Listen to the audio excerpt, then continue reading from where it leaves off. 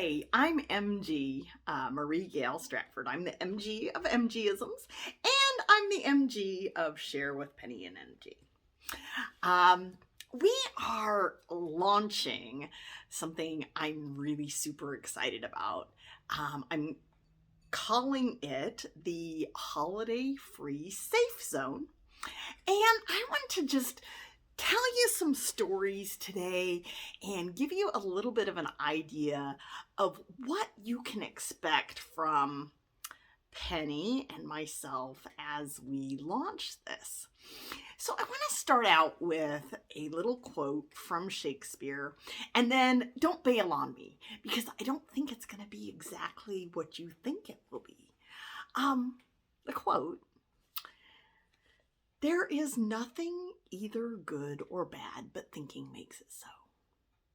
Hamlet said this, and granted, the quote is a generalization, which means it is faulty in some ways, and I'm definitely not here to give a lecture on how everything that happens is meant to be or to spread toxic positivity.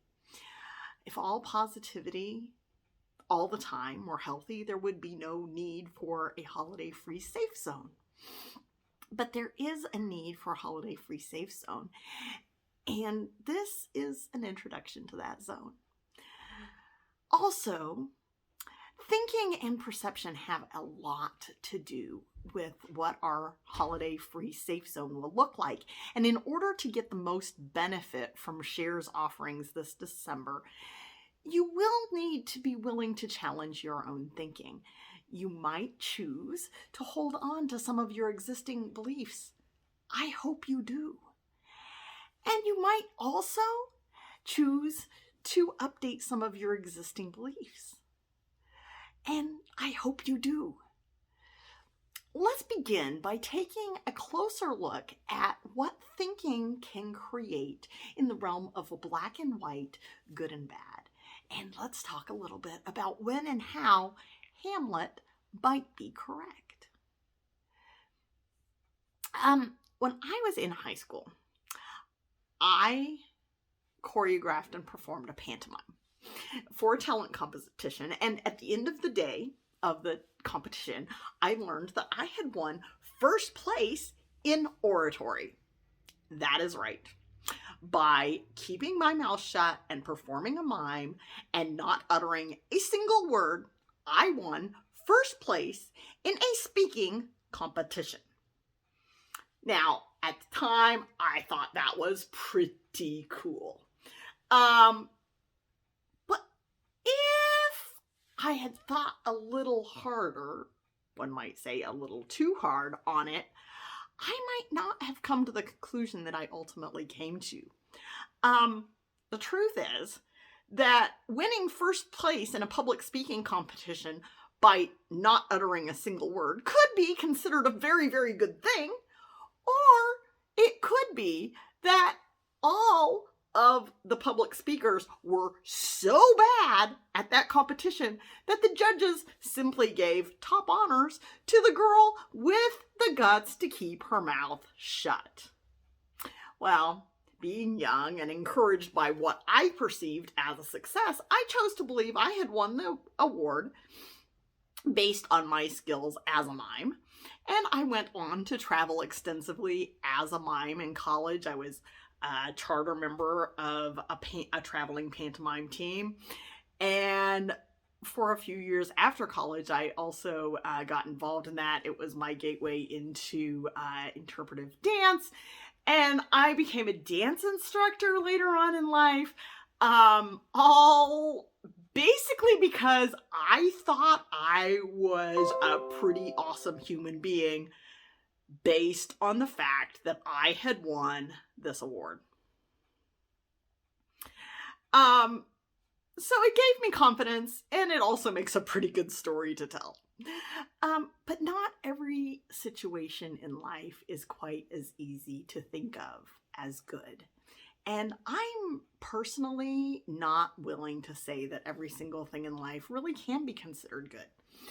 That's a leap that would likely lead us into some areas of toxic positivity, but there are certainly ways that we can reframe the experiences we have. And personally, I have experienced a lot of trauma in my life. I've been on a journey during my adulthood of reframing some of my thoughts regarding a lot of that trauma. And so I'd like to share some of that with you as well. I was born with severe bilateral clubfoot, and honestly, I'm not really supposed to be able to walk, at least not well, according to the doctors that saw me when I was an infant. To make matters more trying, the first doctor that treated my feet performed the necessary procedures in an unethical and abusive manner. And that's honestly something I may never be able to view as good. From the age of 6 weeks old, I endured weekly forced manipulations, resetting of my feet with no sedation, no pain management. My parents were young. They had concerns about the severity of the treatment. They had no knowledge of gentler options, and all they wanted was my own good, and they just wanted their daughter to walk someday. Finally, that orthopedic surgeon made a mistake that changed my life. He instructed my mom to do a rough form of leg exercises, and the exercises that he had been instructing were just so difficult and so painful to me and so hard on my mom to do that she went over to my grandparents' house to do these exercises. Grandma sat by my side holding my hand. Mom stood at my feet while Grandpa watched over her shoulder. And he's making faces at me, trying to get me to laugh and relax. And then my 2-year-old leg broke. It snapped. So this is my first memory of my mother and my paternal grandparents. The day that my mom accidentally broke my leg. And at this point, would not be surprised if most of you are thinking, oh, how horrible. I understand. There isn't much on the face of this that seems good. In fact, I had recurring nightmares about that moment for the next 30 years of my life. However, a lot of good ultimately came from the situation. And by reframing my thoughts as an adult in safe environments, I did manage to rid myself of the nightmares. My parents at the time had been driving me to a town about 50 miles away for treatments, and my local pediatrician knew nothing of the poor bedside manner and the abusive treatment that I was receiving from the orthopedist. But when Mom broke my leg, she took me to the local emergency room, and my pediatrician was immediately contacted. As soon as he was contacted, found out what had happened, he immediately referred me to an orthopedist in a different town. I was able to get treatment from a very compassionate surgeon and team of surgeons at a university. And my legs straightened, grew stronger. There's a whole long story about my recovery. My most recent surgery was 2 years ago, so it's been an ongoing process. But with that new medical team, even back then, even all those many, many years ago, I was able to receive love and care and grow into a productive member of society. And the compassion that was shown to me has given me a passion to show love to others. Today, when I recall my first memory of my mother and my paternal grandparents, I don't just recall the fear and the physical pain, which of course were my first impressions as a 2-year-old when that happened. But I also recall the loving family that surrounded me. I recall the grandmother that never let go of my hand. I recall the grandfather who left the room to hold my mom while she cried because she'd just broken her baby's leg. And I recall the loving mother who, even today, would do anything in her power to help her little girl live the best life possible. So, even within that circumstance, there were just really, really good things that I've come to be able to focus on while I acknowledge the difficulties that had brought me to that point.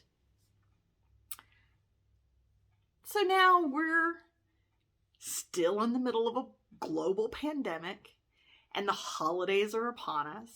I personally have lost around 50 people that I loved dearly. And a lot of you are struggling too for a variety of reasons. Everybody, I say everybody, that's a generalization, but everybody struggles in some way, I think, at the holiday times. And in our culture, when it comes to the winter holidays, Advent, Christmas time, winter solstice, Yule, Hanukkah, and the New Year, a lot of us have this mix of painful and pleasant memories. And for some of us, we're estranged from family or have no living family left. The month of December becomes a series of painful reminders of aloneness. And perhaps your life feels empty during a time when society launches a full tilt celebration of the fullness of life. Maybe you have family, maybe you have little kids around. And even if you do, the societal expectations for this perfect Christmas can become overwhelming. S.H.A.R.E, with Penny and MG, has decided to create this holiday-free safe zone for the purpose of anyone struggling in the month of December with tools to rewrite the script for this time of year. So you won't see holiday-themed anything on this channel during the holidays. But what we're going to do is we're going to give you permission to pass on some of the obligatory social engagements. Now, you don't need our permission. All you need is your own permission. But we're going to create a space where maybe it's a little easier to get your own permission for this, right? And then we're going to give you the permission to value engineer the holiday baking or decorating just out of the equation, if that's what you need. We also recognize that nature and our own minds hate a vacuum. So in addition to giving you permission to exit from holiday things, we're going to give you some positive self-care things to replace that with. So, a few decorating tips that just might make your winter home happy, but sort of help you sidestep some of the landmines that we find in the holiday season. We're going to give you replacement activities. We're going to give you ideas for self-care. Programming will include ways to make your home cozy during those long winter nights. Okay? Fun in the kitchen with our resident paleontologist who hates to cook and despises holiday treat making at least as much as you do. Probably more. We'll have holiday-free craft ideas, some winter pet care tips, non-holiday related ideas for some fun and entertainment at home that you can do with just yourself or with one other person. The idea behind all of this is just reframing December, the month of December. So stay tuned from the 1st of December to the 24th. We'll be dropping new content every weekday. And there might be some bonuses here and there, depending upon what we have time and energy ourselves to create and give you. But we want to just remind you that for the most part, thinking is what makes something good or bad. And while I'm not going to be sitting here telling you that you can think everything into being good, I think that's inaccurate at best, and very, very wrong and inappropriate at worst. But we still do have the power of our minds, and we have the power to reach up out of our circumstances and to find new ways of being and replacement activities and replacement entertainment so that we can thrive a little more this December and make some happy memories of our own in a holiday-free, safe zone.